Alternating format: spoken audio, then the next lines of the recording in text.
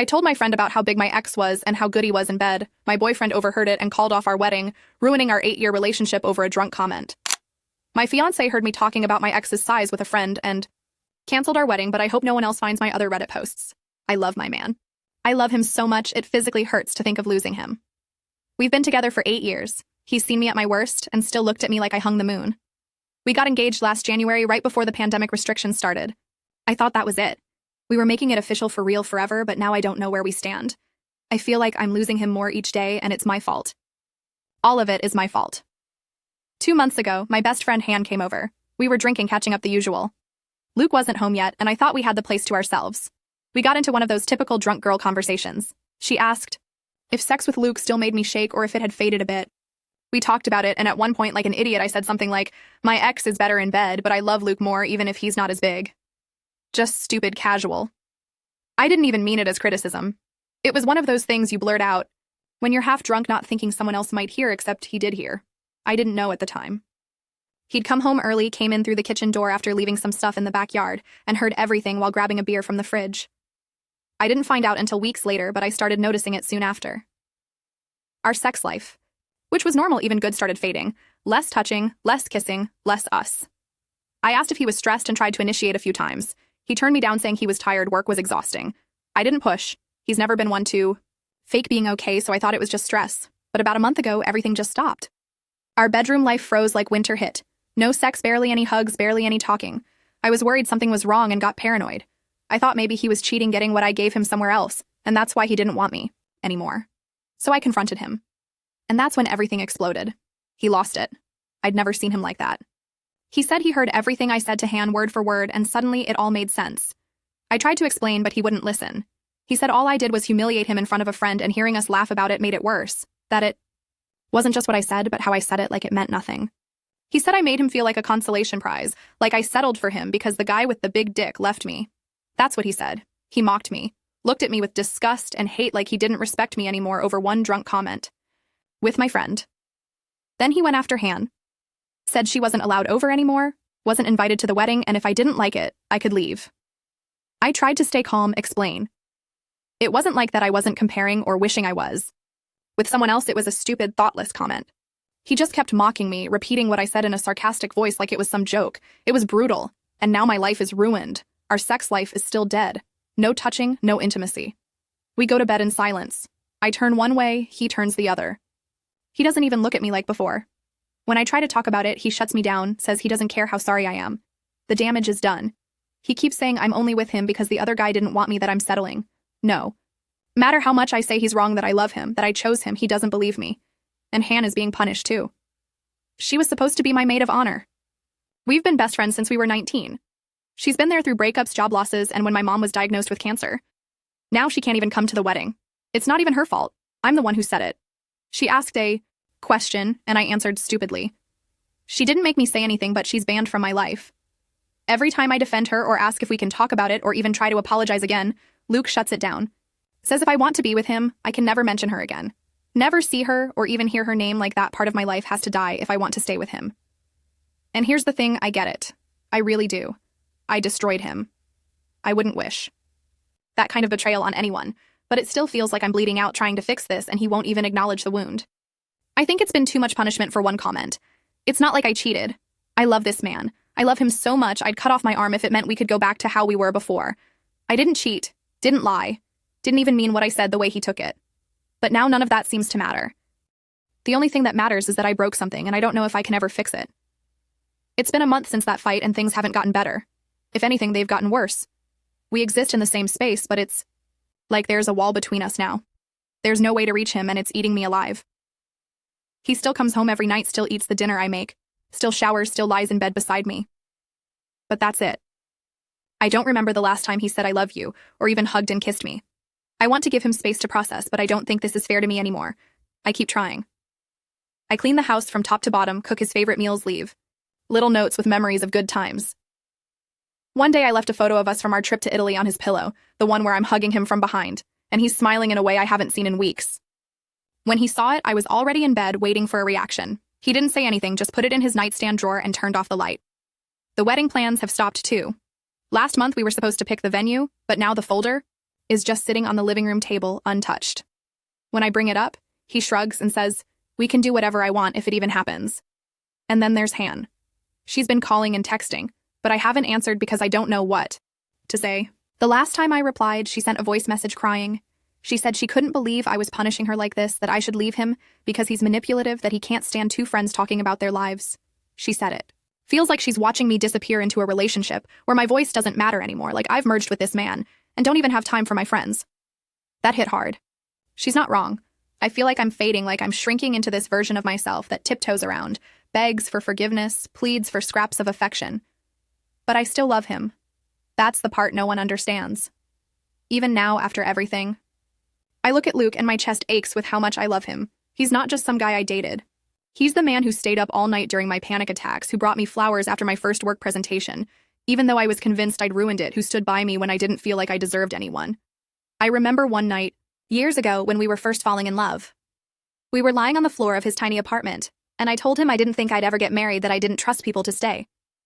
He looked at me and said, "Then I'll have to stay longer. Enough for both of us. So yeah, that's why I don't give up. But every day it gets harder." I know what I said was cruel, even if I didn't mean it that way. Sex is a vulnerable thing for a man, for anyone, really. And I took that and made him feel less. Made him feel unwanted, like second best. Now it's all he sees. I've apologized in every way I can think of. I've tried to explain, reassure, beg. But he won't budge. He won't even try therapy. Says he doesn't see the point. I feel like he's just waiting for the inevitable to leave me when just a little while ago we were planning our wedding. Some nights I lie awake beside him wondering if he's already gone inside, if he's just here out of habit, comfort, or because he doesn't know how to leave. And I hate that I'm starting to feel anger too.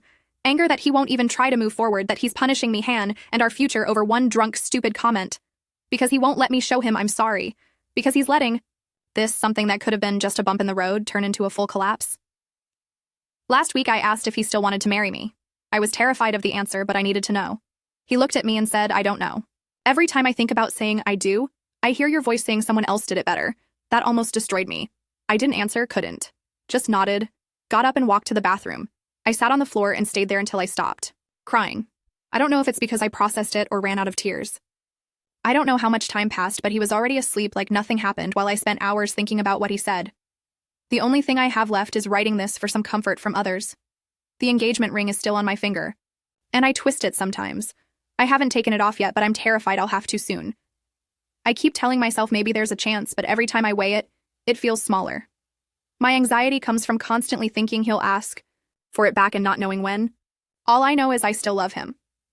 I love him with a part of me I didn't even know existed. I would give anything to go back to that night, to keep my stupid mouth shut, to leave that dumb comment buried where it belonged. If I hadn't been talking to Han, who I partly resent now, maybe everything would be fine and we'd be happily planning our wedding.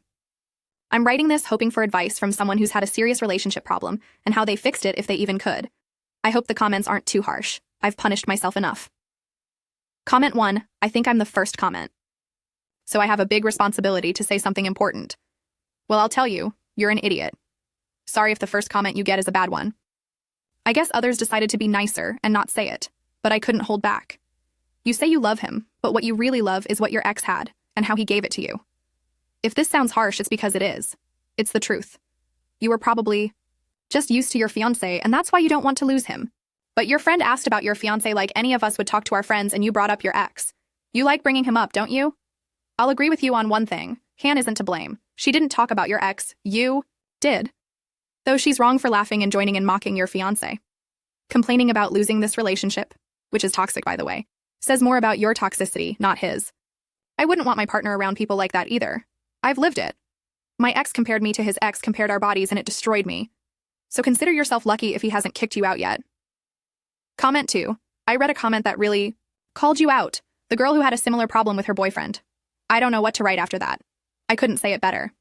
Well, actually. Haha. Comment 3. First, after 10 years, you're still thinking about your ex's penis. When talking about sex? Second, you had no right to discuss your partner's performance with others. Third, negatively talking about body parts he can't change. Fourth, lying during the confrontation. Fifth, ignoring that your comment implied you don't value emotional bonds during sex. Sixth, you didn't take meaningful action afterward. Cooking his favorite meals, leaving photos, or suggesting therapy don't fix what you did. Update 1. So yeah, it's over. The wedding's canceled. Or more accurately, he canceled. It. He packed his bags 2 nights ago and left without much to say. And I don't have the strength to keep trying to stop him. I'm not writing this for pity. God knows the last post brought every opinion imaginable. I get it. I said something hurtful without thinking, and it destroyed the most important relationship of my life. But I also want to respond to some assumptions people made about me, because many weren't even true. First, I have zero feelings for my ex. None. That guy isn't even part of my life. I haven't spoken to him in years.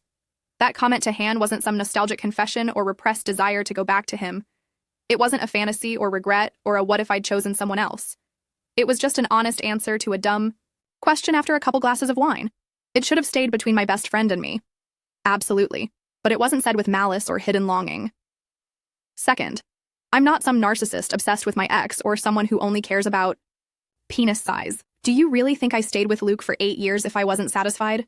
Our sex life was amazing 95% of the time. It wasn't about comparing or rejecting him. It was an unfiltered comment that unfortunately hit every insecurity Luke had. And for the record, I apologized over and over. I owned it. I faced it. But he couldn't forgive me. He didn't even want to try. And maybe that's what I have to accept. I can't force someone to stay when they've already decided to leave. With Han, things are okay now. We had a long talk. Tears, apologies, all of it. I apologized for pushing her away, for making her feel guilty when she wasn't. She said she hated seeing me fight so hard for someone who'd already closed the door. I've said how she's been there for me in my worst moments, and she's here now when no one else is. I can't believe I was going to cut her out of my life over a man. She means everything to me. More than a friend, like a sister. Losing her over this would have broken me in a whole different way. I think that's part of what made this hurt so much. Maybe if he'd been willing to talk to heal with me instead of punishing everyone around us, we could have gotten past it. But instead, he kept giving ultimatums, holding on to resentment until nothing was left between us but bitterness. My family, oddly enough, has been pretty understanding. My mom cried when I told her the wedding was canceled. She said she'd noticed something was off for weeks but didn't want to intrude. My dad just nodded and said better now than after marriage. He has that stoic dad energy, but I know he meant it kindly. My sister brought wine and we watched trash TV all night, so I'll count that as a win. But it's hard. I won't pretend it's not. I lost the man I thought I'd marry. I lost our future, our home, those little routines that made up our life together. I still catch myself grabbing my phone to send him a dumb meme or complain. About the weather, then, remember he's not mine anymore. Grief's funny like that.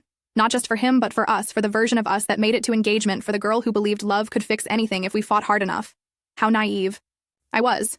Maybe it's my fault for believing in that, but I did fight. I really did. And he left anyway. At least I have peace knowing I tried. So now it's just me in this quiet apartment with a wedding dress I'll probably donate because I can't bear to look at it. I don't know what's next. I'm not ready to date, and honestly don't trust myself to fall in love again soon. That's all I've got for now.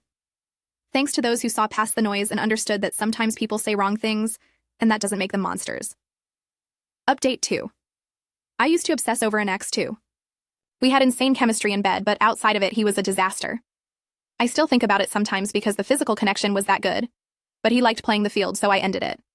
Now I'd rather be alone, after that relationship. And another that left me scarred. I'm not interested in men right now. I'd never take him back for what he did, but if he'd been faithful, maybe. You have to decide if you can forgive your boyfriend's cheating or walk away. That kind of connection is rare, but so is forgiving betrayal. A year ago, we hooked up again, and that spark was still there. But I knew we'd never work as a couple, so that was that. Update 3. I'll share my story about my best friend Han. We'd been close since we were 19, through family problems, breakups, everything. I thought our friendship was unbreakable. Then, 6 months ago, she started dating someone new. At first, I figured it was just another fling, but she fell hard. Slowly, she stopped replying to my texts. I told myself she's busy, she'll come back. But our friendship faded to barely talking. The worst part? I always put her first. I even ended a relationship because of her. And this is how she repays me, ditching me for the first guy she loves. She talks about him like he's perfect, can't even have a girls' night without bringing him up. I blocked her. When you do so much for a friend, you expect the same in return. Disrespectful. And if you think I didn't do enough for her, I canceled my wedding for her. That's how important she was to me. Update 4. I've been sad lately because about 4 years ago, I was about to get married and that relationship ended. We were deep in wedding planning after being together for 8 years. Everything fell apart because he heard something out of context and the fight started. After that, he became cold and controlling because he didn't like my friend, the one I was having that private conversation with. We weren't talking about cheating or anything like that, just girl talk, but it turned him into a different person. He threw away our relationship, the wedding, and our future. At the time, I defended my friend because it felt like the right thing, but in the end, she abandoned me when she got a boyfriend. She even got married a few months ago, and I wasn't invited. Since we weren't friends anymore, that hurt, yes, but not as much as what I want to share about my ex. He's getting married in a few months. They've already announced it on social media with the date and everything. It stings because it took him less than 4 years to replace me and plan a wedding with someone else, while after 8 years with me, he canceled everything last minute. Of course, I'm grateful I dodged a bullet, but that doesn't mean it doesn't hurt. I feel like everyone is moving forward and it's unfair. Unfair because, in my opinion, these aren't people who deserve it. My ex was controlling and manipulative, used me, and wasted my time. That injustice depresses me most because life seems to reward him while I keep getting knocked down. Today might be one of my lowest days. Not every day is like this. There are days I feel better about my life, but lately the sad, pessimistic days outweigh the ones that make me feel alive. I wanted to share this just to feel less alone or depressed. Writing it makes me feel slightly better, at least for now. Comment. Aren't you the OP who talked about your boyfriend's size and got dumped? Your username sounds familiar, but there are several deleted posts on your profile. I hope this isn't another one of those. If you're not that OP, I'm sorry, and what you're going through is tough.